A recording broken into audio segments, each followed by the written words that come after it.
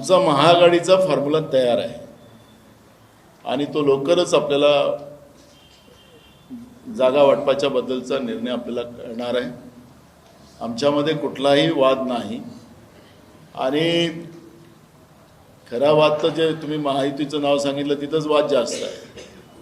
त्यामुळे घोषणा देतात की आमच्या 45 आहेत की 48 की 50 म्हणतात, मला माहीत नाही, कधी कधी ते काही बोलू शकतात ते। त्यामुळे आपल्या महाराष्ट्रामध्ये 48 जागा आहेत पण ते 50ही बोलू शकतात। पण मी आपल्याला एक सांगतो की महाराष्ट्रामध्ये महाविकास आघाडीचे जास्त खासदार, आपण पाहिलं परवा एक सर्वे आला त्याच्यात एक आम्हाला जास्त दाखवलेला आहे, पण आता तुम्हाला सांगतो की तो आकडा वाढत चाललेला आहे। आम्ही जवळपास 40 ते 41 जागा महाराष्ट्रामध्ये महाविकास आघाडी जिंकेल। कशा जिंकणार म्हणजे लोकांच्या आशीर्वादाने जिंकणार।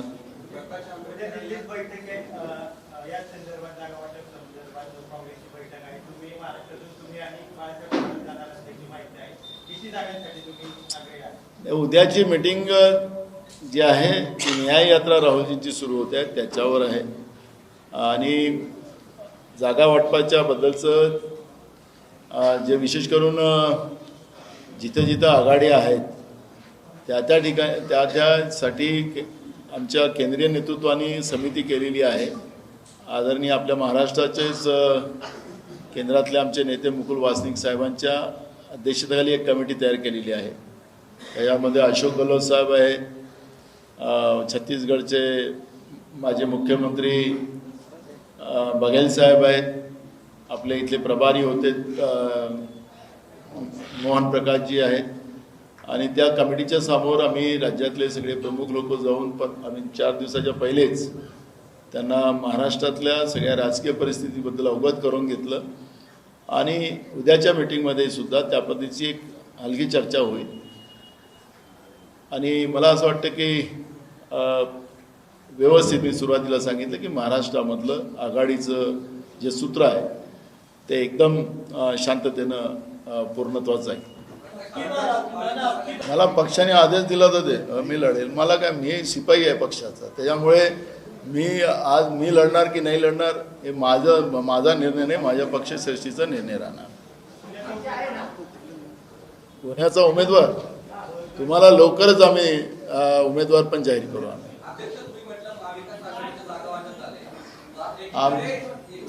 आमचं तुम्ही बघा, तुम्ही चुकीचं, तुम्ही फॉर्म्युला तयार आहे।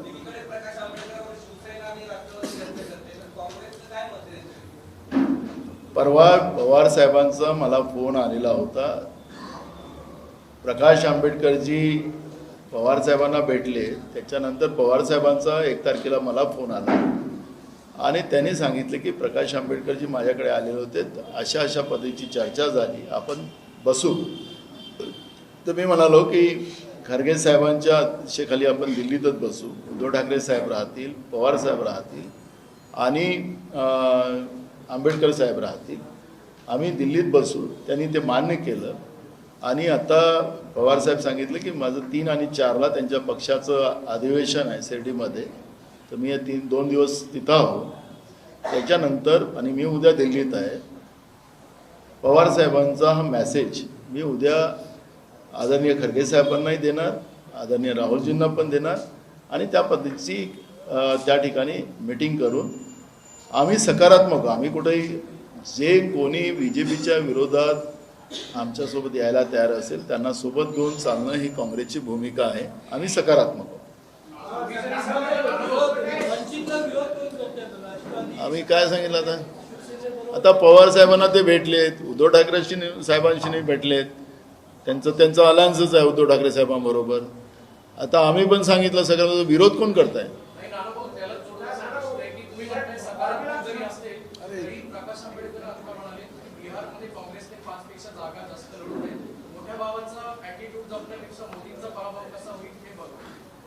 मला एक कळतं की आखरी आम्ही आमच्या पक्षाचा निर्णय घ्यायला आम्ही सक्षम आहोत, त्यांच्या पक्षाचा निर्णय घ्यायला ते सक्षम आहे।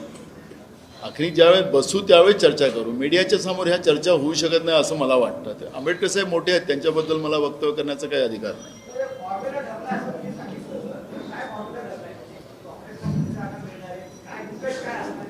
आम्हाला जागा कोण जास्त लढतो की कमी लढतो हा आमचा फॉर्म्युला नाही. आमचा फॉर्म्युला मेरिटच्या आधारावर आहे आणि आम्ही तिन्ही पक्षांनी तो निर्णय केलेला आहे. तो फॉर्म्युला तयार आहे. त्यामुळे आम्हाला जागेची रस्साखेच नाही आहे. जी रस्साखेच आहे ती महायुतीमध्ये आहे, आमच्यामध्ये नाही.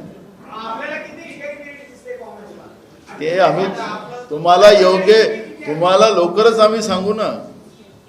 आमचं तिघांची भूमिका स्पष्ट आहे की BJPला महाराष्ट्रातून, कारण की हा शाहू फुले आंबेडकरांचा महाराष्ट्र आहे, छत्रपती शिवाजी महाराजांचा महाराष्ट्र आहे, ज्या महापुरुषाचा सातत्यानं BJP अपमान करत राहिली.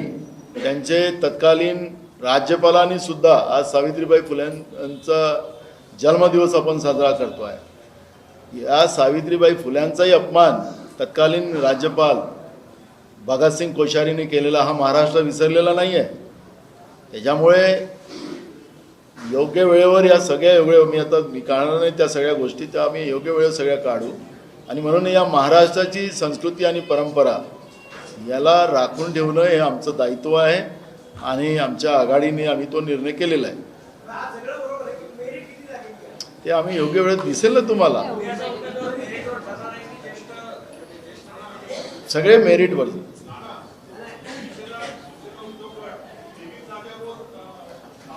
मला एक कळत नाही, उद्धव साहेबांनी स्वतः प्रेस कॉन्फरन्स घेऊन त्यांनी एकही शब्द बोलले नाही की आम्ही 23 लढणार आहोत की 25 लढणार आहोत की 10 लढणार आहोत. उद्धव ठाकरे साहेब बोललेत का? बोलले असतील तर सांगा. मी कधी बोललो का आम्ही 25 लढणार आहोत? या आमचे खारगे साहेब बोललेत की राहुलजी बोलले? खाली कोण काय बोललं त्याच्यावर काय तुम्ही जाता? आखरी आम्ही शरद पवार साहेब असतील, उद्धवजी असतील, आमचे राष्ट्रीय अध्यक्ष खरगे साहेब असतील, आम्ही सगळे लोक बसूनच हा निर्णय करू. त्याच्यामुळे आमच्यामध्ये कुठलाही हातगाई नाही आहे आणि त्या पद्धतीचं कुठलंही चित्र आज नाही महाराष्ट्रात.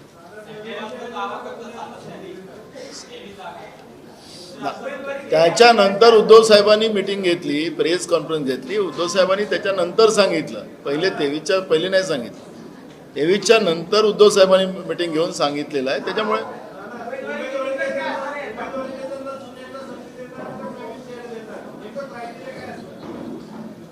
काय असते लवकरच सांगतो म्हटलं ना. मी काय म्हटलं की तुम्हाला 2 महिन्यानंतर सांगणार? लवकरच सांगा. मी अजून येतोय पुण्याला आम्ही अजून लवकरच येतोय आणि आमचं पूर्ण आम्ही सगळे नेते, आमचे नवीन प्रभारी पण येणार आहेत आणि लवकरच आम्ही पुण्यात येणार आहोत. त्याचं एक मोठी मीटिंग पण इथं पुण्यात होणार आहे, संघटनेची मीटिंग होईल आणि त्यावेळेस आम्ही तिथं तुम्हाला सगळे जाहीर करू.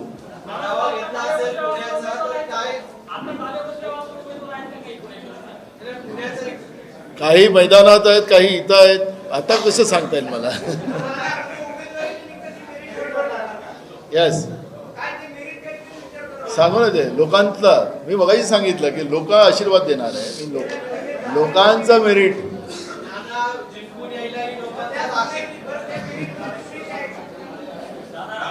हा हे झालं त्या मागच्या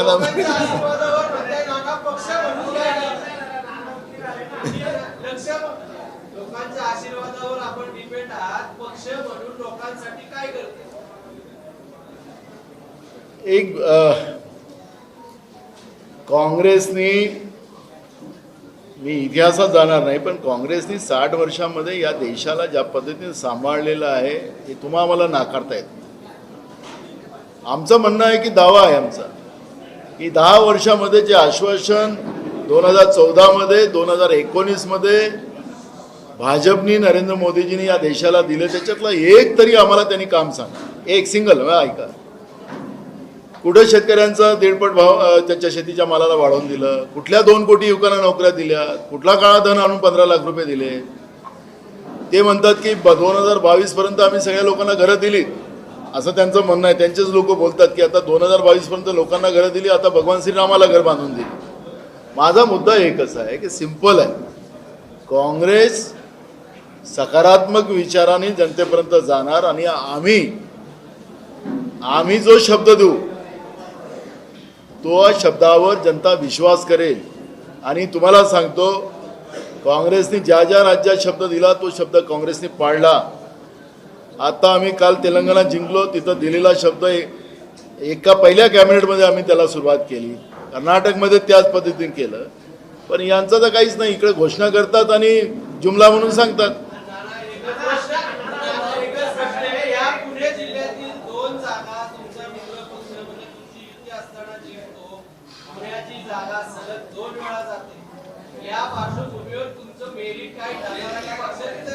तुम्हाला मी तेच सांगितले ना,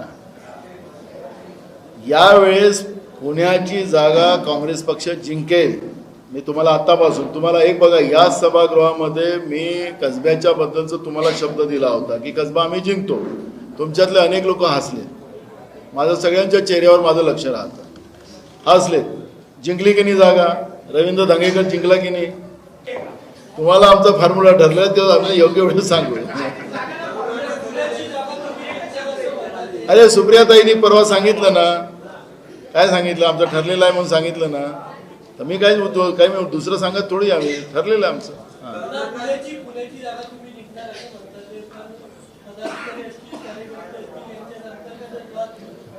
मला कसब्याच्या जागेतही हेच तुम्ही सांगितलं होतं. मग आता ती जागा तर येऊनच येत नाही असं सांगत होते.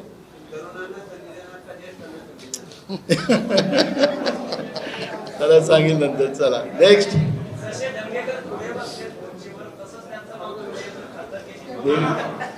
एक बघा, सर्वेमध्ये जे नावं येतील, कोणाला दिल्ली मुंबईत यायची गरज नाही. त्याला त्याच्या घरी आम्ही तिकीट द्यायची व्यवस्था करू. रमेश दंगेकरला मागच्या कसब्याच्या निवडणुकीमध्ये तो दिल्ली मुंबईत कुठंच गेला नाही. त्याच्या घरी तिकीट दिली नेऊन. बरोबर आहे, नेऊन दिली की नाही घरी? यावेळेस हे घरपोच जाईल. ज्याचं नाव मेरिटमध्ये येईल त्याचं नाव देऊ. हा,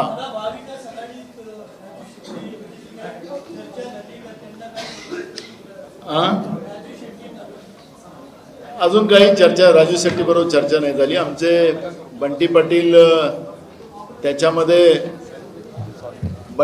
त्याच्यामध्ये त्यांच्या संपर्कात आहे. शाहू महाराजांबरोबर, संभाजी महाराजांबरोबर पण आहे. आणि आम्ही सगळेच या काही अलायन्स आहेत, छोटे छोटे पार्ट्या आहेत, त्या सगळ्यांशी आम्ही संपर्कात आहोत. आणि स्वतः विश्वजितची सुद्धा बैठक झालेली आहे. आमचे सगळे प्रत्येक भागामध्ये जे काही आहेत घटक, त्या सगळ्यांशीच आमच्या त्या भागातलं नेतृत्व संपर्कात आहे.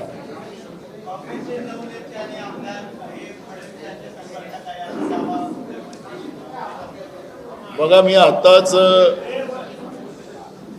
मी ज्या हॉटेलला थांबलो तिथंच मला कमीत कमी 1000 मुलं आज काँग्रेसमध्ये त्यांनी प्रवेश केला. तरुण मुलांनी प्रवेश केला. दंगेकर साहेब होते माझ्याबरोबर. 1000 मुलांनी प्रवेश केला. ते वंचितसाठी काम करत होते, ते काँग्रेसमध्ये आले. तरुणांचा ओघ हा आता काँग्रेसकडे आहे, जो 2014 आणि 19च्या काळात तरुणांचा ओघ भाजपकडे होता म्हणून ते सत्तेत आले. यावेळेस तरुणाचा ओघ काँग्रेसकडे आहे आणि काँग्रेस सत्तेमध्ये येणार केंद्रात.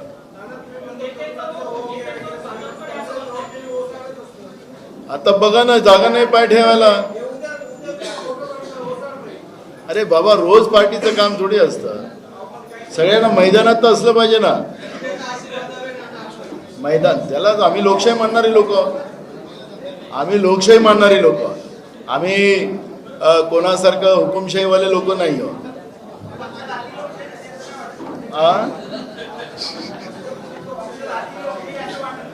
कुठली